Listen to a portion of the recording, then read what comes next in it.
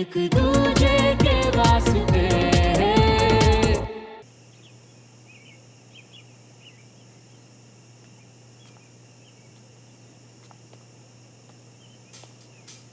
श्रवण भैया कब से जिद कर रहा था कि श्रवण भैया से मिलना है। अब तुम्हें देख के इसकी स्माइल देखो।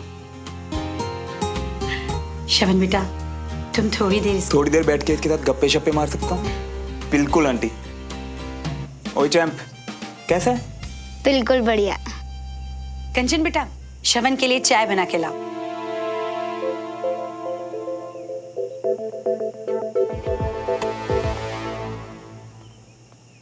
थैंक यू श्रवण। खुश? देख यार वीर, बात है ऐसी, मुझे ना मेरे फाइटर दोस्त बीमार बिल्कुल पसंद नहीं है, क्योंकि तू और मैं, हम लोग ना बहादुर टाइप लोग हैं, समझा? तो जल्दी से बता, तुझे ठीक होने में कितना वक्त लगेगा? अब आप आ गए हो तो मैं तो अभी से ही बेटर फील करने लगा हूँ, और अब मैं आपका बेस्ट फाइटर दोस्त बन के दिखाऊंगा। ये हुई ना ऑफिसर वाली बात। ऑफिसर वाली? सच्ची? वैसे तेरा प्लान क्या है? आर्मी? Air force? अरे वाह। वैसे तुझे पता है, जब मैं तेरी उम्र का था ना, और जब मैं बीमार पड़ता था, तो मेरे पापा मुझसे क्या कहते थे? क्या? बीमारी। और खुद एन्ना खा के बीमारी मुझे खुद बोले कि बख्श दे काके, बख्श दे। और बीमारी ना करके भाग जाती थी, समझा? ये यहाँ कैसे आया?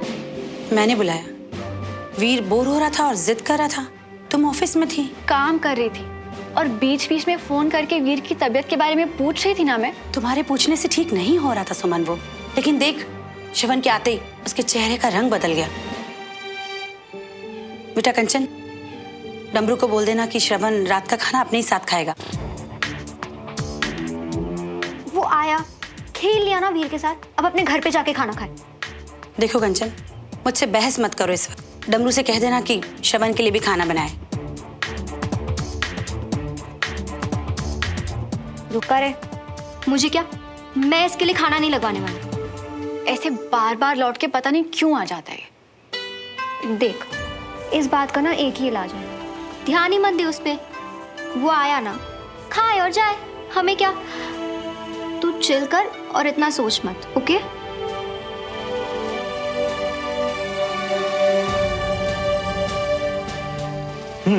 तो फिर मैंने उसे बोला धक्का मार, उसने धक्का मारा, कुछ नहीं हुआ। मैंने बोला जोर से धक्का मार, उसने जोर से धक्का मारा और गाड़ी अचानक से आगे गई और धम से कीचड़ में गिरा। और पता है ऐसा क्यों हुआ? क्यों? क्योंकि मैंने ब्रेक दबाई हुई थी।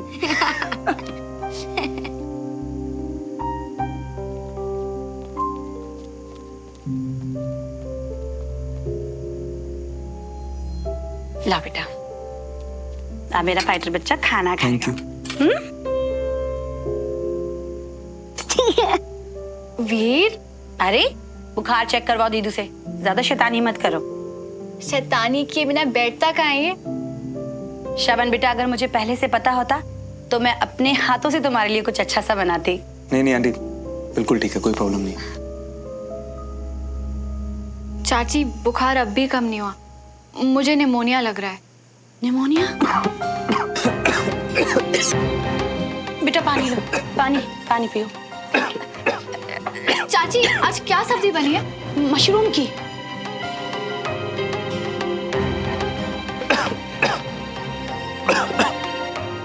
दिमाग कहाँ है तुम्हारा? देखते नहीं हो कि क्या खा रहे हो?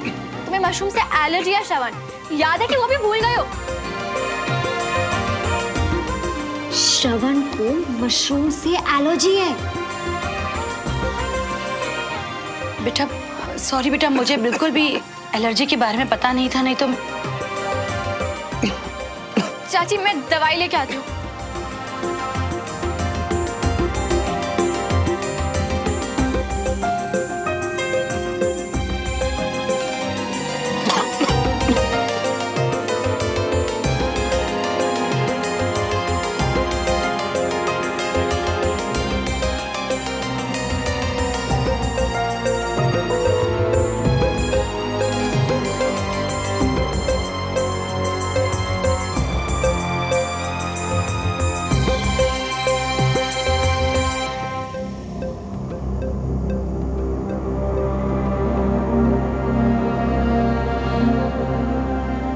बेटा श्रवण, आप ठीक हो ना तुम?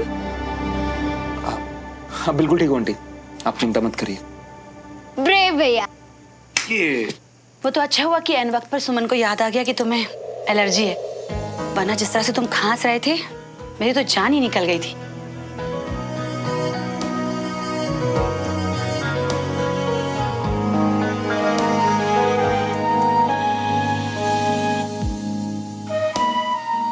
डमरू, ये सब ले जाओ और श्रवण के लिए कुछ अच्छा बनाओ।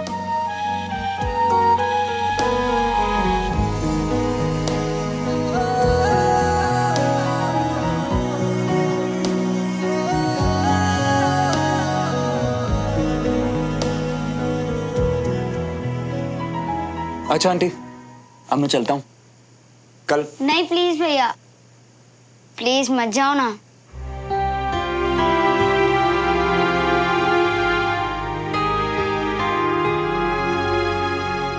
मैं जितनी भी कोशिश करूँ ना इसे सिंपल बनाने का, मेरी लाइफ पता नहीं कैसे अपने आप उतनी ही कॉम्प्लिकेटेड हो जाती।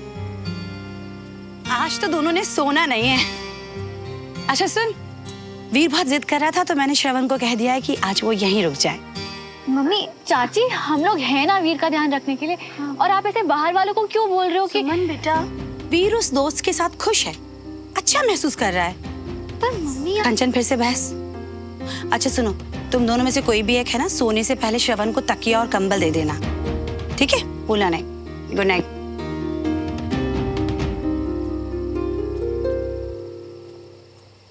इसके ऊपर कंबल डाल के डंडे ना मारूं। जैसे बिना बात के आराम से रुक गया ना, वैसे आराम से कंबल के बिना सो भी जाएगा।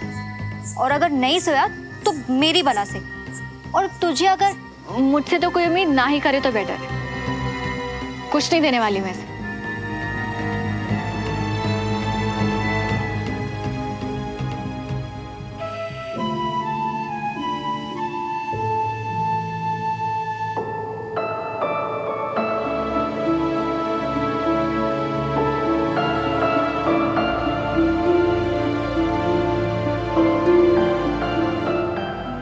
श्रवण भैया, क्या हुआ? आप कहाँ जा रहे हो?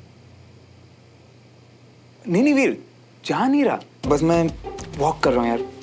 अच्छी नींद आती है ना, तू सो जा ना, जल्दी ठीक नहीं हो ना। लेकिन आप कहीं जाना मत, ओके? बिल्कुल नहीं जाऊंगा, तू रेस्ट कर।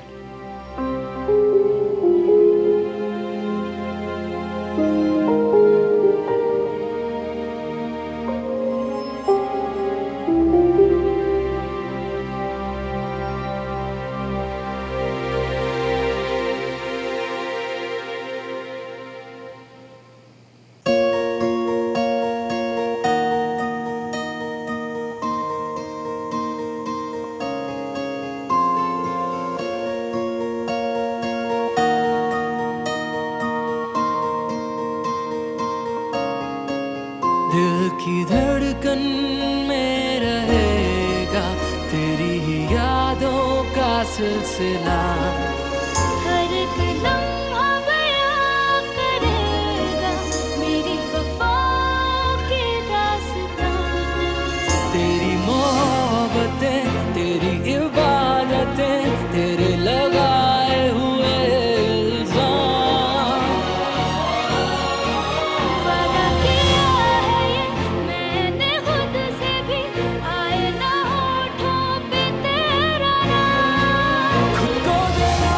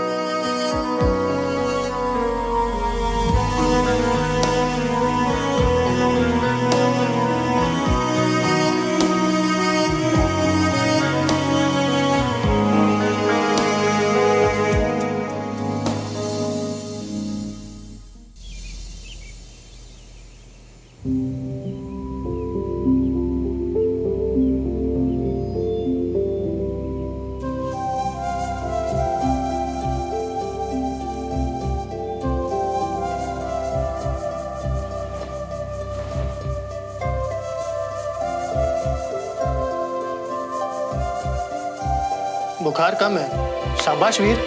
वो तो इसलिए क्योंकि कल श्रवण भी आ गए थे और वो पूरा दिन मेरे साथ रहे। इन्होंने कहा था कि मुझे फाइटर की तरह जल्दी से ठीक होना है ना भैया? निमोनिया है, ठीक होने में हफ्ता 10 दिन तो लगेगा। तब तक आप इसे आराम कराइए। यस डॉक्टर, वो सिम्टम्स देख के मुझे लगा ही था। चिंता मत करिए, बच्चों के साथ में ये सब चीजें चलती रहती है और आपके घर में तो डॉक्टर है ही, सुमन सब कुछ संभाल लेगी। ओके चलिए अब मैं चलता हूँ। मैं भी दुकान की तरफ जा रहा हूँ, रास्ते में मैं आपको छोड़ देता हूँ। जब तक मैं कार निकालता हूँ आप आइए। ओके वीर, अब तुम्हें कंप्लीट रेस्ट करना है, ठीक है? चलिए बाय। बाय। बाय आइए, वीर। मैं आपको बाहर तक छोड़ दूँ। श्योर।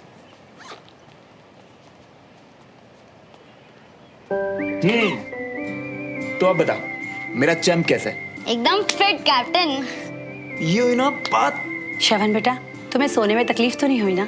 बाद में मुझे लगा कि मैं तुम्हारे लिए कुछ कर नहीं पाई, बस तकिया और कंबल ही भिजवा पाई थी। नहीं आंटी, कोई प्रॉब्लम नहीं हुई, सब कुछ मिल गया था। श्रवण भैया, आपने डॉक्टर अंकल की बात सुनी ना? मुझे पूरा 1 वीक रेस्ट करना है।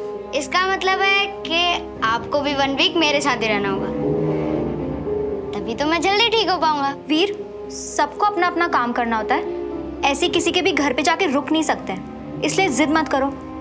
ओए वीर, तेरे कहने पे कल मैं आया ना, है ना? अब सच में पॉसिबल नहीं होगा आगे यार। प्लीज मेरी बात समझ। श्रवण बेटा, मैं तुमसे जबरदस्ती तो नहीं कर सकती, लेकिन देखो कोशिश करके। अब तुमने खुद ही देखा होगा कि तुम्हारे आने पर वीर अच्छा महसूस कर रहा है।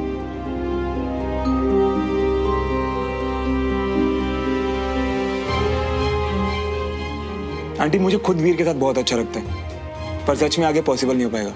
वो क्या है ना, मुझे घर शिफ्ट करना है एंड कल मेरे नए ओनर आ जाएंगे और मुझे कहाँ शिफ्ट करना है ये तो अभी मुझे खुद नहीं पता। हो, आपने अभी तक घर नहीं ढूंढा? एक्चुअली आंटी मुझे यहाँ इतने दिन रुकना ही नहीं था, वो तो बस ये चोट की वजह से यहाँ रुकना पड़ा। फिलहाल अभी किसी होटल में शिफ्ट कर रहा हूँ जो कि यहाँ से दूर है। तो बेटा, तुम्हें दूर जाने की जरूरत ही क्या है? देखो, तुम रेंट पर घर ढूंढ रहे हो जो तुम्हें नहीं मिल रहा, और हम किराएदार ढूंढ रहे हैं जो हमें नहीं मिल रहा। तो तुम यहाँ शिफ्ट हो जाओ ना, क्या लगेगा, है ना वीर? 1 मिनट चाची, इसकी कोई जरूरत नहीं है। वीर कल मिला इनसे और अब बस जिद कर रहे हैं, इसलिए आप। जान पर खिलकर जान बचाई है श्रवण ने वीर की, तो पक्का रिश्ता तो बनता है ना वीर और श्रवण का। यस भैया, ये बेस्ट आइडिया है। पर हम तो किराएदार ढूंढ ही नहीं रहे ना। हम घर बेच नहीं सकते, पर घर को किराए पर तो चढ़ा सकते हैं ना बेटा। तो फिर मैं वो ही कर रही हूँ। और तूने ही तो कहा था कि इस घर को बेचने की बात के अलावा तू मेरी हर बात मानेगी, है ना? चाची, मेरे हिस्से का आप और कुछ भी ले लीजिए, इसके अलावा मैं आपकी हर बात मानने के लिए तैयार हूँ। बस ये घर नहीं बिकेगा। और श्रवण बेटा, हमें भी तसल्ली रहेगी कि तुम हमारे पहचान के हो, और किराए वगैरह की बात हम लोग बाद में कर लेंगे आराम से। अब हाँ या ना फैसला तुम्हारे हाथ में। एक रात किसी को झेलना और बात है, लेकिन रोज रोज, वो भी 24 घंटे, this is impossible for me. Shravan और मैं, हम स्कूल में साथ थे, फिर एक दूसरे को पसंद भी करने लगे, पर मेरे लिए वो बचपना था, स्टूपिडिटी थी। It really meant nothing to me. अब मैं चाहता हूँ कि मैं उसकी लाइफ में रहूं, उसे उसके बचपने की बेवकूफियां याद दिलाता हूं। खबरदार, हाँ मत बोलना।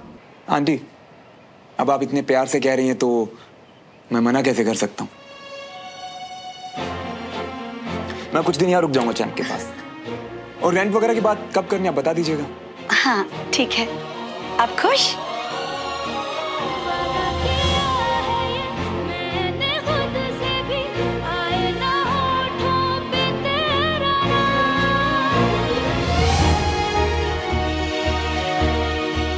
खुद को मिटा दिया, कर दिया खुद को हमने फना,